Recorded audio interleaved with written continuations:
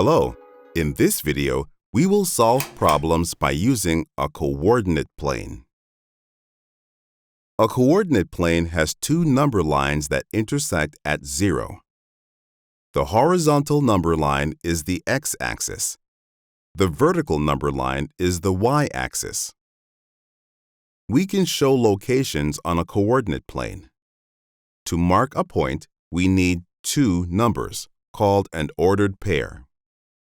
The school, grocery store, and library are on different blocks in a city.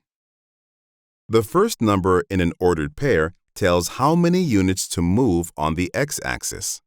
The second number is how many units to move on the y-axis. We start counting units from 0, 0. For the grocery store, we move 2 units right and 1 unit up.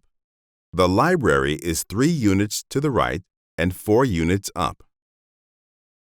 The ordered pair for the school has negative numbers, so move in the opposite direction. The school is 5 units to the left and 2 units down. How far is the school from the grocery store?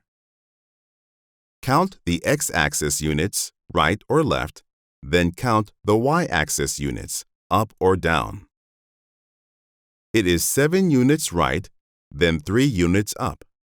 7 plus 3 is 10, so it is 10 units from the school to the grocery store. How far is it from the library to the grocery store? We move 1 unit left and 3 units down. So the library is 4 units from the grocery store.